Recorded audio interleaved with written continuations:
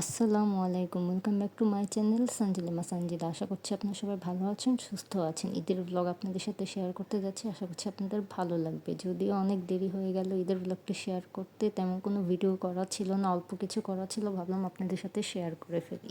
এগুলো চাইতুল কুরসির কিছু বাটি, আমি আমার কাজিনদের বাচ্চাদের গিফট করব। আর এই প্লেটটা হচ্ছে আমার ভাইয়ার বার্থডেতে ভাইয়াকে গিফট করব। ভাইয়ার অনেক দিনের ইচ্ছা ছিল, তাই এবার বার্থডেতে গিফট করব। আর আব্বু হচ্ছে ভাইয়াকে একটা আইতুল কুরসির বাটি গিফট করেছিল। আর আগের বার বার্থডেতে আব্বু আমাকেও আইতুল কুরসির বাটি গিফট করেছিল।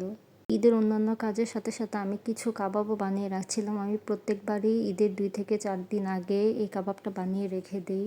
এটা হচ্ছে ঈদের দিন সকালবেলা আমি টেবিল গুছিয়ে বাসা সব কিছু গুছিয়ে মামার বাসায় চলে গিয়েছিলাম। আর এখানে হচ্ছে নামাজ পড়ে সবাই আসার পর একসাথে সবাই বসে হচ্ছে নাস্তাটা করে নিচ্ছিলাম। প্রতিবারের মতো এবারও আপুর সবগুলো রান্নাই খুব মজা হয়েছিল। আর এই 2টা ময়দার সেমাইও খুব মজা হয়েছিল। আমার খুব ভালো লাগে এই ছোট ময়দার সেমাইটা বেশি, আপুরা নিজের হাতে বানায়। এই 2টা সেমাই বানানোই খুব কষ্ট আর ধৈর্যের ব্যাপার, যেটা আপুদের আছে আমার নেই।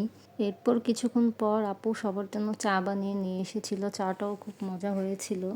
এরপর কিছুক্ষণ গল্প টল্প করে আমরা বাসায় চলে এসেছিলাম। আমি সকালবেলায় মাংস খিচুড়ি সব রান্না করে গিয়েছিলাম, এখন দুপুরবেলায় সব কিছু গরম করে টেবিলে নিয়ে এসেছি। এখানে ছিল সালাদ, খিচুড়ি, গরুর মাংস আর কোক আর স্প্রাইট তো ছিলই। এরপর সন্ধ্যাবেলায় সবাই চলে এসেছিল, সবাই আসার পর আমি টেবিলে খাবারগুলো দিয়ে দিচ্ছিলাম।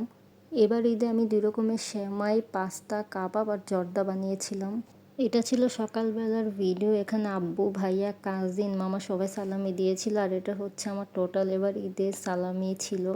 এটা ছিল ঈদের কয়েকদিন পর আমার আন্টিদের আমাদের বাসায় দাওয়াত ছিল। আমি সবাই আসার আগে টেবিলটা গুছিয়ে নিয়েছিলাম। নাস্তা খাওয়ার কিছুক্ষণ পর কফি বানিয়ে দিয়েছিলাম। আর নাস্তা তেমন কোনো ভিডিও করা হয়নি। এরপর হচ্ছে রাতের খাবারটা দিচ্ছিলাম। এখানে পরোটা, চিতই পিঠা, সালাদ, হাঁসের মাংস, ডাল আর হচ্ছে মুরগির মাংস ছিল। এই দাওয়াতটা মূলত হাঁসের মাংসের জন্যই ছিল, কারণ আমার আন্টি, ভাইয়ারা সবাই হচ্ছে হাঁসের মাংসটা খুব পছন্দ করে।